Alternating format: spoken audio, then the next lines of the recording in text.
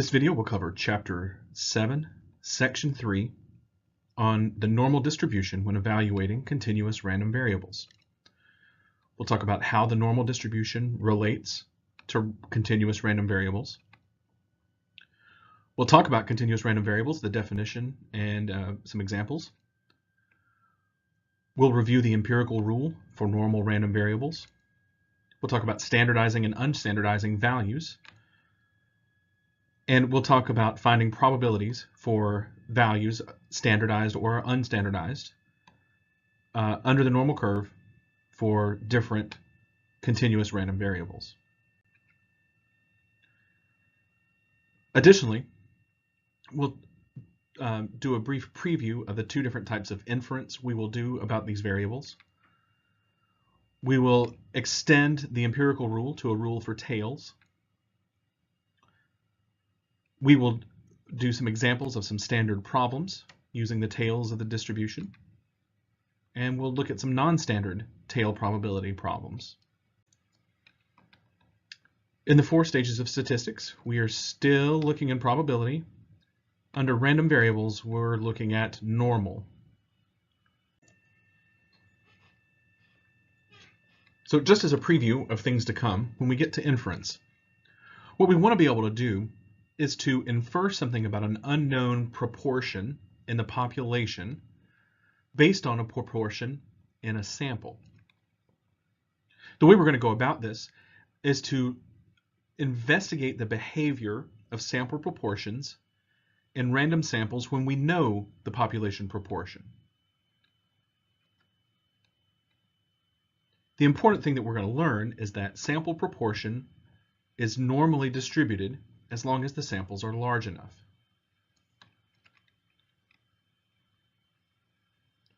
When we move from categorical to quantitative data, we'll use the similar approach, but we'll use means instead of proportions.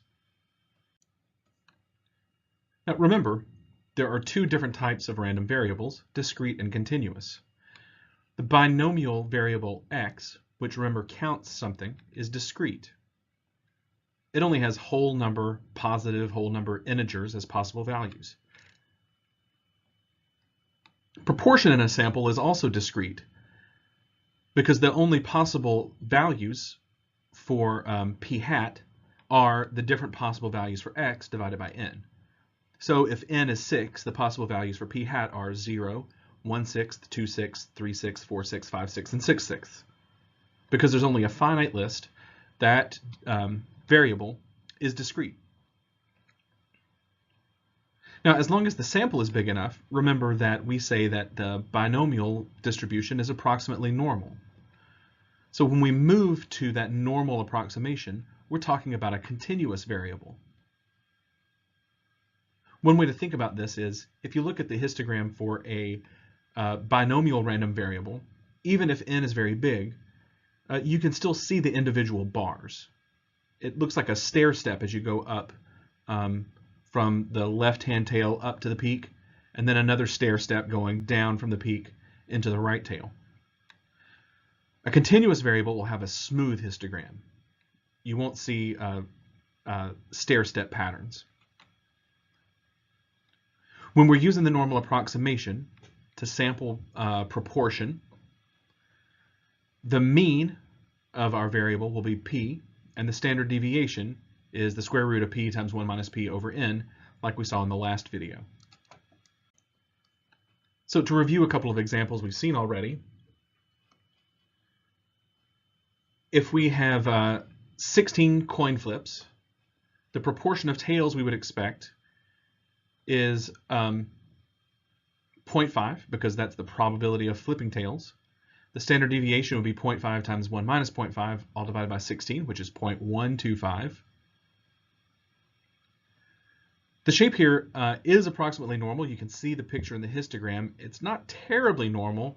Remember, ideally, when we're doing this approximate normality, we want the expected number of successes and failures to be at least as big as 10. In this case, n times p is equal to 8, which is not quite big enough to use the normal approximation. but the results will be decent because p is 1/2. If we jump up to a different example where the proportion of left-handed people in a sample of size 100, here the probability of choosing someone who's left-handed is 0.1, so the mean of this distribution would be 0.1. The standard deviation, as you multiply that out, is equal to 3/100ths. Here, n times p is 10, and n times 1 minus p is 90. Both of those are at least 10. So we expect a normal looking distribution. And yep, that's what we see.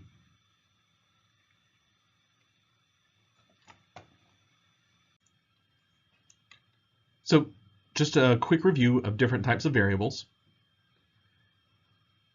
Here's a little snippet of data from the student survey data.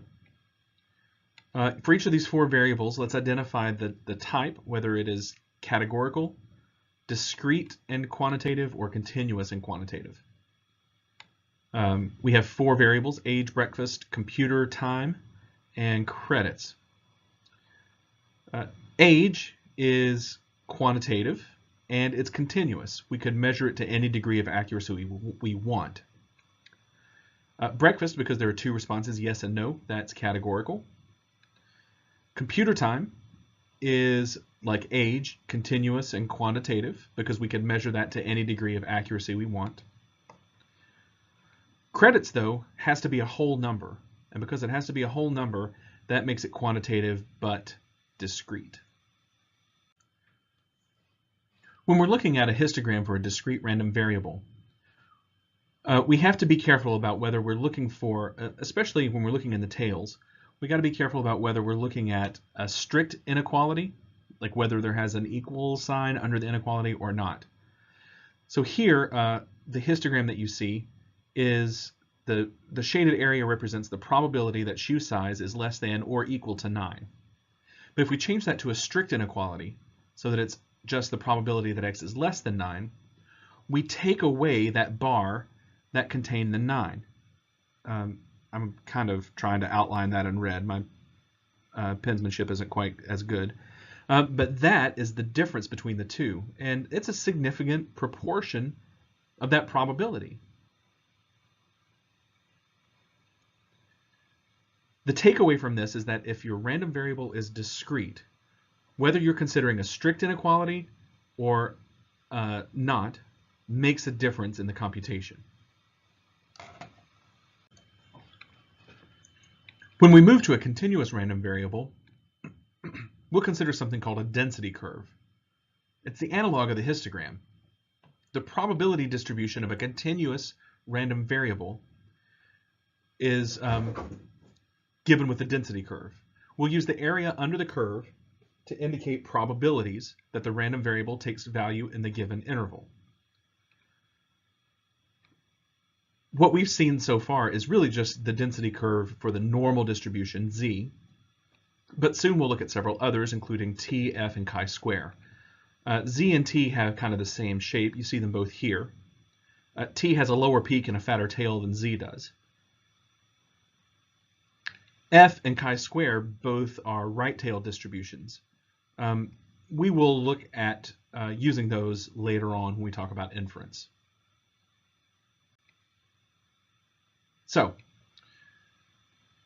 the density curve for male foot length looks like this. It is normal.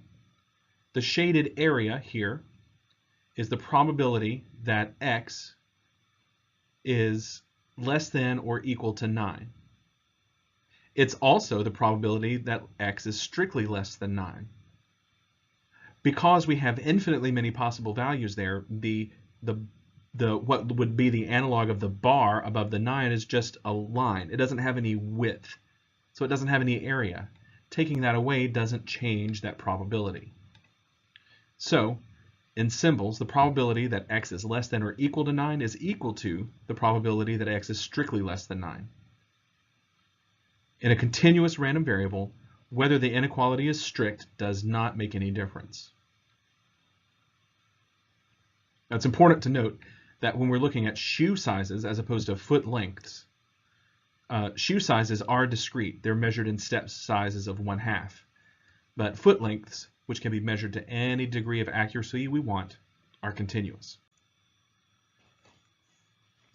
Here's a quick reminder of the empirical rule. When we have normally distributed data, remember that 68% of the values will be within 1 standard deviation, 95% will be within 2 standard deviations, and 99.7% will be within 3 standard deviations. So for a normally distributed random variable, if we select at random from a normal population, the sampled value x will have a probability of 68% to be within 1 standard deviation of the mean. The probability that x is within 2 standard deviations of the mean would be 95%. And there is a 99.7% chance that x, our randomly selected individual, is within 3 standard deviations of the mean.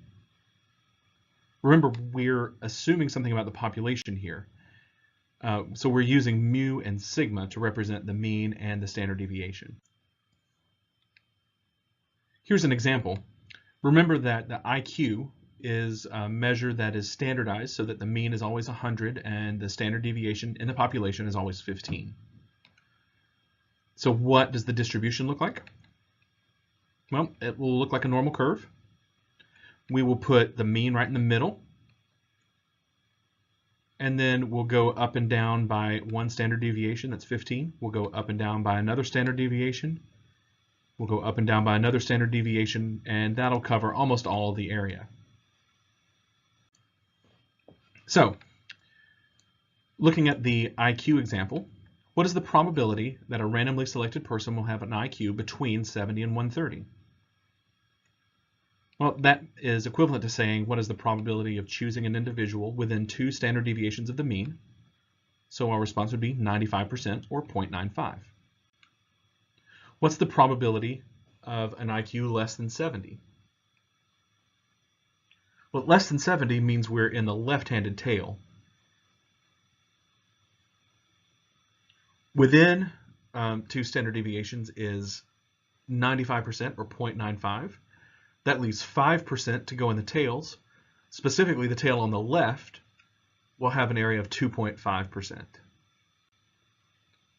What's the probability of having an IQ less than 100?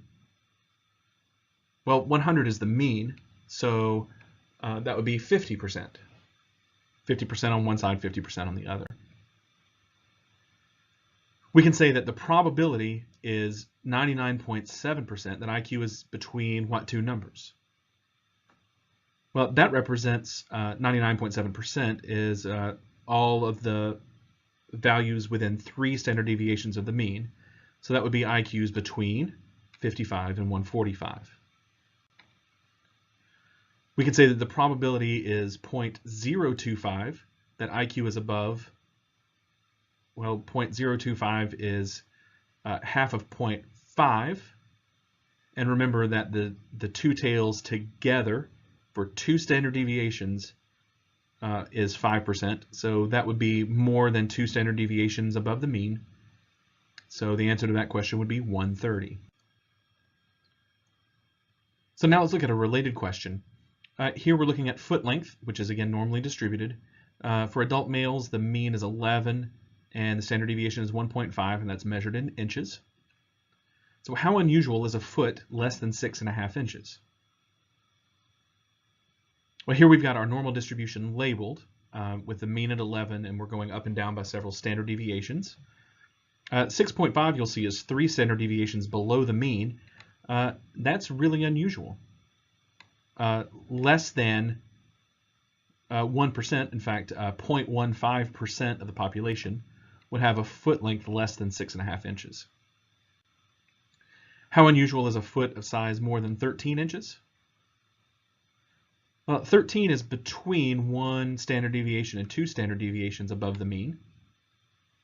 So the probability of selecting someone whose foot is more than 13 inches long is somewhere between 2.5% and 16%.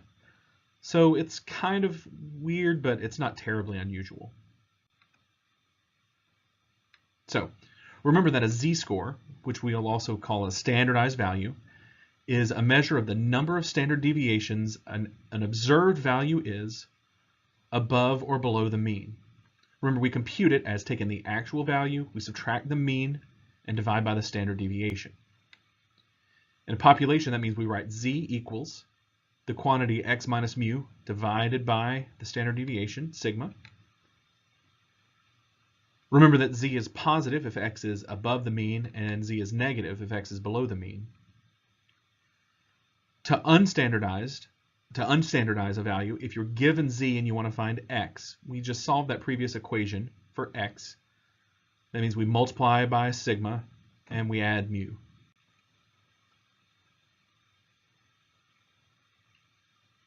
The nice thing about standardizing means we only have to draw our curve once.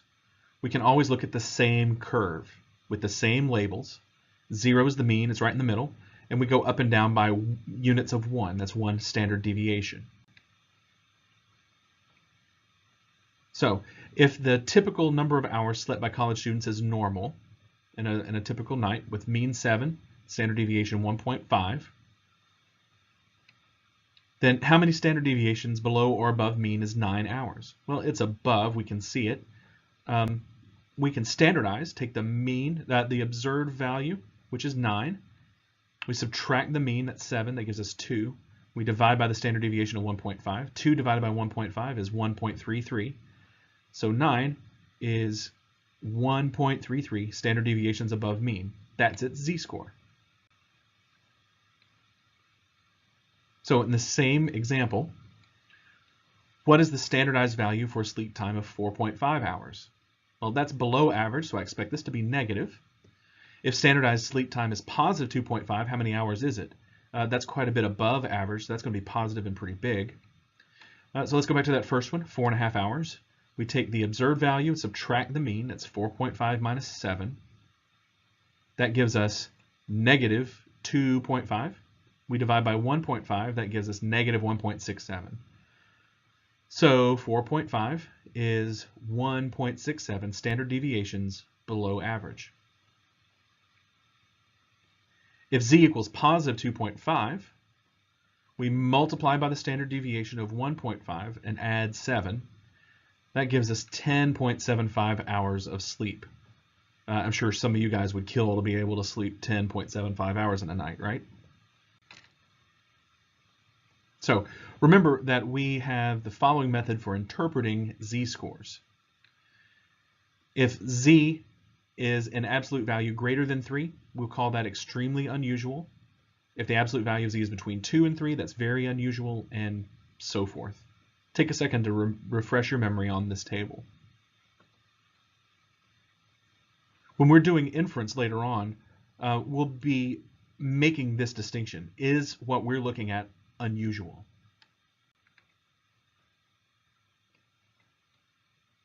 So back to our college students and their sleep habits. Mean is 7, standard deviation is 1.5. How unusual are the values we saw in the last example? 4.5 hours, which standardizes to negative 1.67, and 10.75 hours, which standardizes to positive 2.5. Looking back at the table, a z-score of negative 1.67, that's borderline. It's in the maybe pile. A z of 2.5, positive 2.5, that's between 2 and 3. That's very unusual. So here are the types of things that we want to be able to do with normally distributed random variables. We want to be able to estimate probabilities given a z-value. That probability will be close to 0 or close to 1 if z is really big or really small. We want to be able to estimate z given the probability, so that's the reverse problem. We want to be able to estimate the probability if we're given an x. We can do that by standardizing first. We want to estimate a non-standard x given a probability, which is the inverse of that previous problem. So let's start with the first one. Here is our normal distribution with standard units, so we're looking at z's. Estimate the probability that z is less than negative 1.47. Well, let's identify where negative 1.47 is. It's noted with the arrow there. So it's somewhere between 0.025 and 0.16. Using our calculators, we can find this exactly. Estimate the probability that z is greater than 0.75. Well, let's identify where 0.75 is. There it is with the arrow. And using our sketch, we know that the probability value should be between 0.16 and 0.5. That's a great big range of values.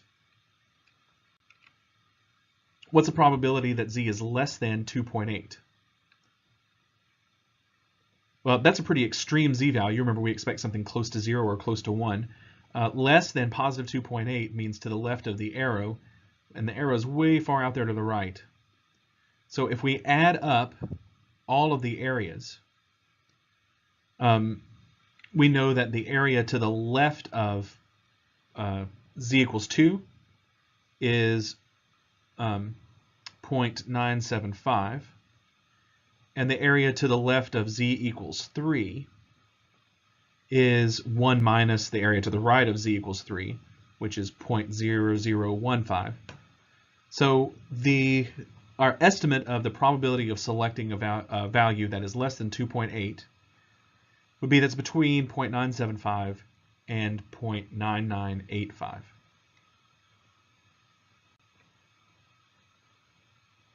So we also, remember, expect to see a probability that is close to 0, close to 1 for extreme values of z. That is for an unusually large z or an unusually small z. We saw that in the last example. Here's another example. What's the probability that z is less than negative 14.5? What's the probability that z is less than positive 13? What is the probability that z is greater than 23.5?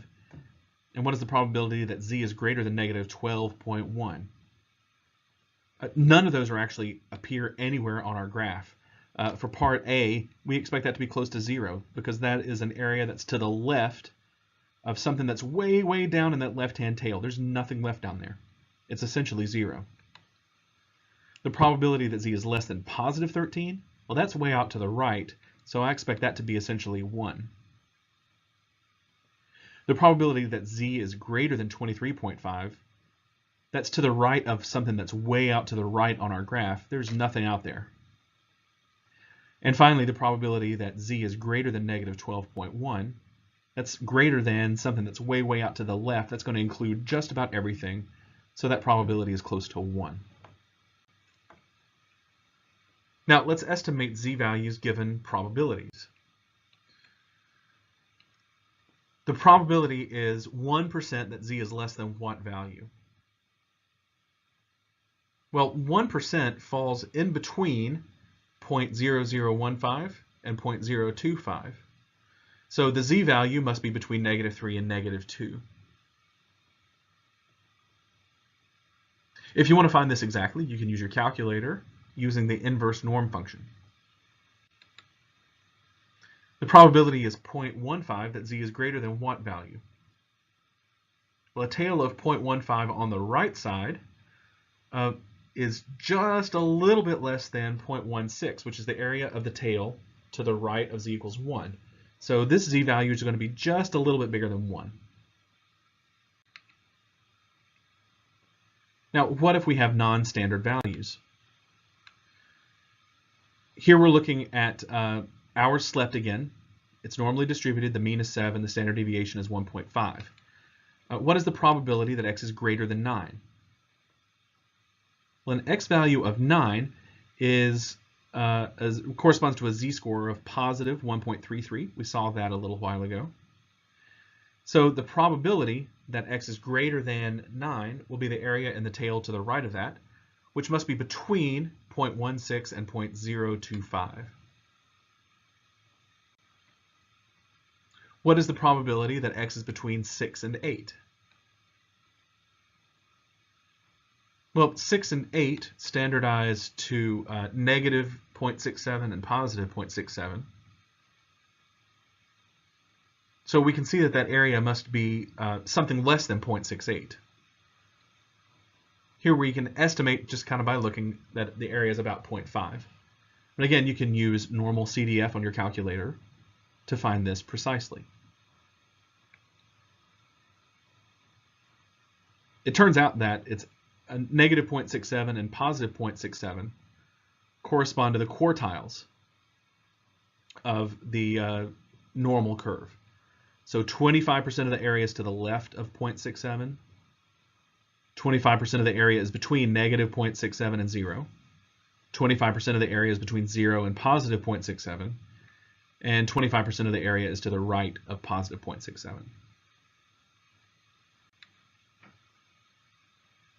Now, how do we estimate non-standard x's given a probability? Here we're still looking at hours slept, normally distributed, mean is 7, standard deviation is 1.5. 0.04 is the probability that x is less than what? Well, because its x is less than, that means we're looking at a left-handed tail. 0.04 falls between 0.025 and 0.16, and it's closer to the 0.025. So I would expect we're looking for the probability that x is less than something whose z-score is a little bit greater than negative 2. Negative 2 corresponds to an x value of 4. Negative 1 corresponds to an x value of 5.5. So the number that we're looking for is somewhere between those two, and probably closer to 4. Now, 0.2 is the probability that x is greater than what? Now, because we're looking at x is greater than something, that means we're looking for a right-handed tail. 0.2 falls just a little bit bigger than 0.16, so we're looking for something between a z-score of 0 and 1, closer to 1. So that means that x is between 0, something with a z-score of 0, that's the mean, or 7. And if we unstandardize 1, that gives us 8.5. So we're looking at something between 7 and 8.5, but closer to 8.5. So here's some strategies. To estimate the probability given a non-standard x, first standardize to z, use our empirical rule, the 68, 95, 99.7 rule. If we want to estimate x given a probability, we want to estimate the z value using the rule and then unstandardize to get an x value. Now, when we're talking about inference, the tails of the curve are the important things for us to look at. There are two forms. We want to know about either an interval that has a high probability of containing our unknown population. Typically, these are 90%, 95%, or 99% confidence intervals. Or we want to test if the proposed value, the inferred value, what we're guessing about the population, is implausible. That is, it has a low probability of occurring, that is under 1% or under 5% based on our sample data. So that means we're really going to be focusing on the tails, particularly around z values with absolute value of 2. That's where all the action is. So remember, 95% of our data falls in the interval between -2 and +2. We want to be able to look a little bit closer at that region because, again, when we're doing inference, that's where all the action is. So here is a refined rule, the 90, 95, 98, 99 rule. For standardized values, so we're looking at z's, the probability is 0.95 that z is between negative 1.96 and positive 1.96. Now, when we were doing the empirical rule before, we said that 95% is within 2 standard deviations. That's pretty close, but we rounded. Precisely, that 95% is between z equals negative 1.96 and positive 1.96. 90% is the area between negative 1.645 and positive 1.645. 98% is the area between negative 2.326 and positive 2.326. And there's a 99% chance that a chosen value will be between negative 2.576 and positive 2.576. These are not numbers that you need to write down. They're not numbers that you need to memorize. But for doing the homework problems in this section, having those numbers handy will be useful. On our exam, you can always get these precisely using your calculator. Here is a graphical representation of what we just discovered. The 90, 95, 98, and 99% are inside probabilities. That is, they're the areas in the middle, not in the tails. We'll use this when we're constructing confidence intervals. More about that later. For the tails, we can use the same rule to look at what happens on the outside. Remember, 90% of our data falls between negative 1.645 and positive 1.645. That leaves 10% for the tails, and the tails are symmetric, so that's 5% in one tail, 5% in the other. If we move to the 95%, that's the z equals negative 1.96 to positive 1.96, we get tail areas of 2.5%. When we move to 98%, that gives us tail areas of 1%. And when we move to z equals positive or negative 2.576, we get tail probabilities of half of 1%.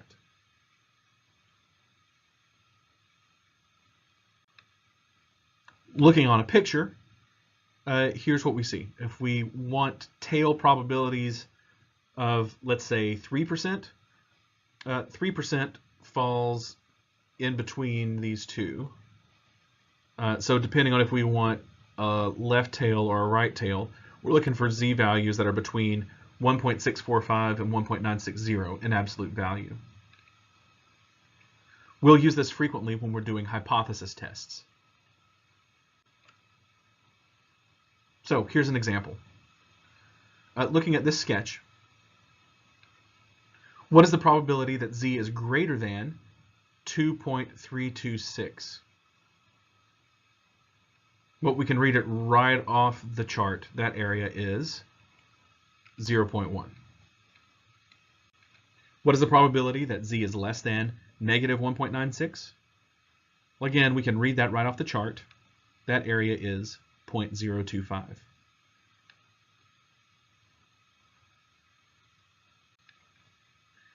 What is the probability that the absolute value of z is greater than 1.96? Be careful here. That means that z is either greater than 1.96 or less than negative 1.96. So here we're looking at two tails together. You add those together because they don't overlap, we get 5%. Notice that we did use the OR rule here. Because we had no overlap in these areas, we didn't have to subtract anything off. 5% is the probability that z is less than what? Again, we're looking at z is less than. That means we're looking at a left-handed tail. I see 5% as a left-handed tail corresponding to a z value of negative 1.645.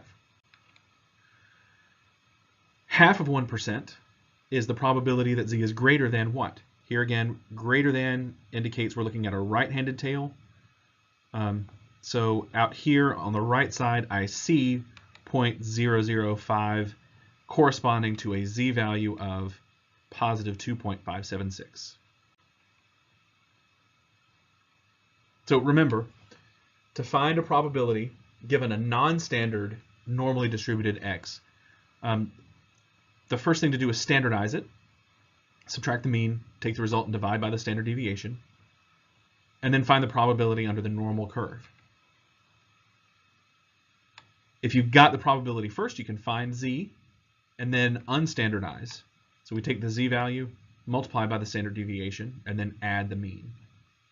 Let's look at some examples of this first one first. Women's waist circumference is normally distributed. The mean is 32, and the standard deviation is 5. What is the probability that x is greater than 43? Well, 43 corresponds to a z-value of 2.2, and 2.2 is between 1.96 and 2.326.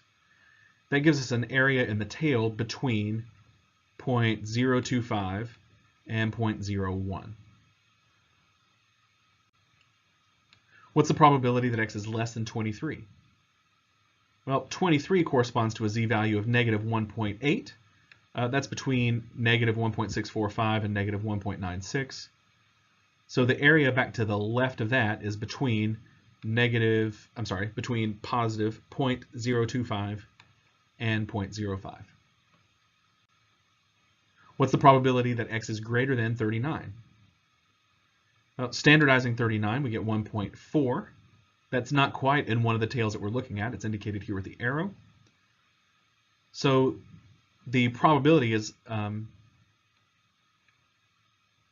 greater than 0.05.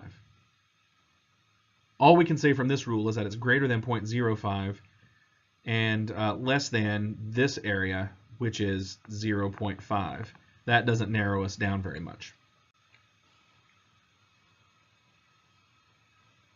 So if we're given a probability and we want to find x, the trick is to find the z-value first and then unstandardize. So here we're looking at math SAT scores in a population where the mean is 610 and the standard deviation is 72. 0.98 is the probability of an x between what two numbers?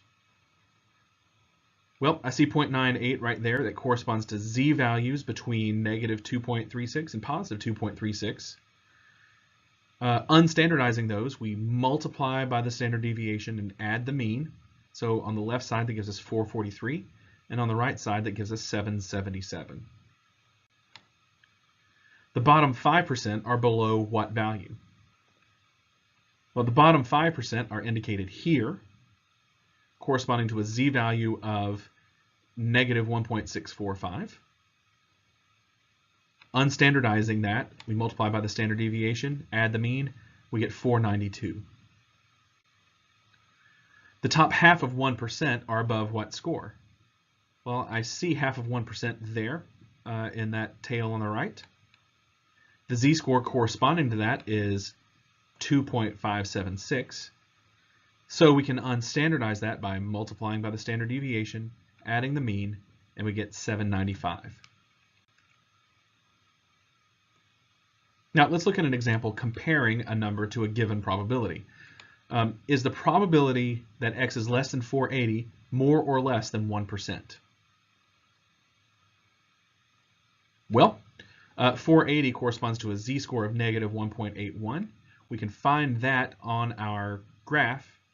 We note that the bottom 1% is below a z-score of negative 2.326. Negative 1.81 is to the right of that, so the probability is greater than 0.01.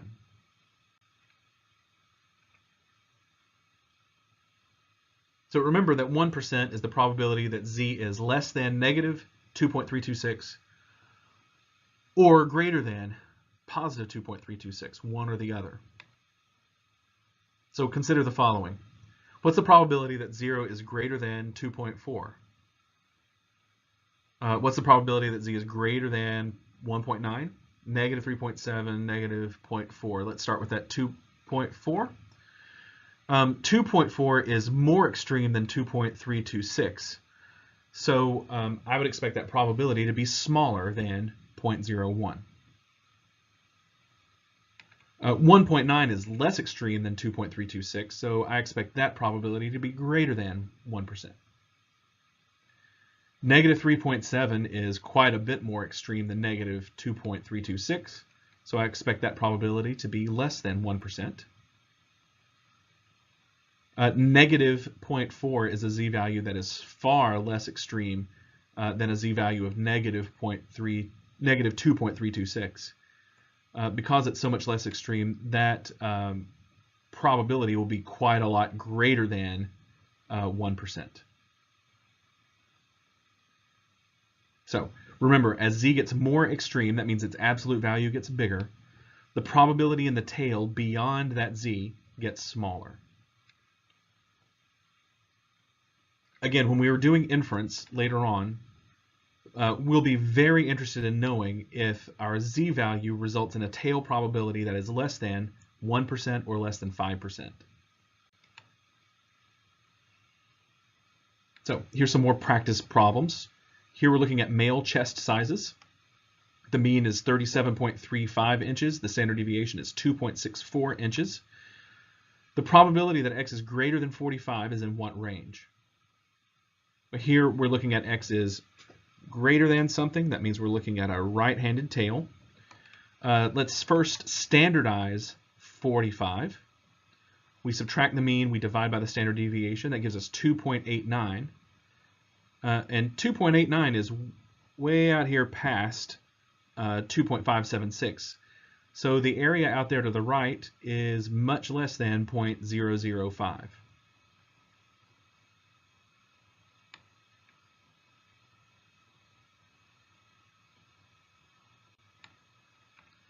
Female chest sizes are normally distributed with a mean of 35.15 and a standard deviation of 2.64.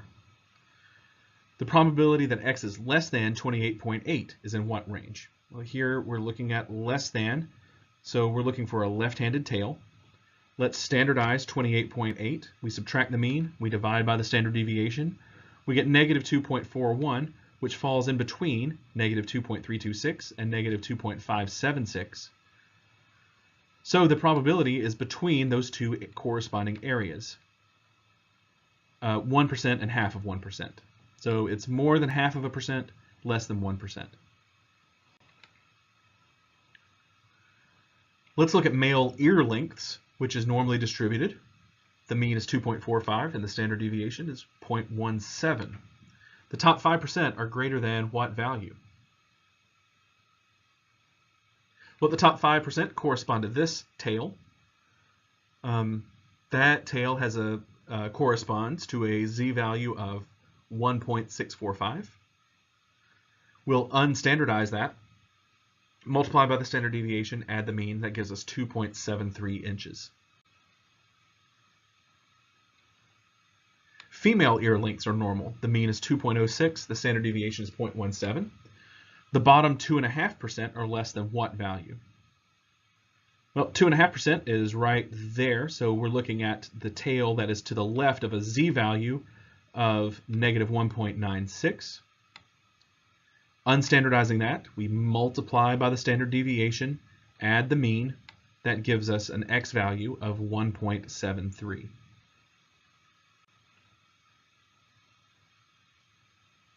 IQs are distributed normally with a mean of 100 and standard deviation of 15. What does the rule tell us about the IQ curve? Well, remember the mean goes in the middle, that's 100. Now let's look at the tails. 100 plus 1.645 times the standard deviation gives us about 125. So what we know is that the area to the right of 125 is about 5%. We can unstandardize the rest of the values in this table to get IQ scores that correspond with interesting tail proportions.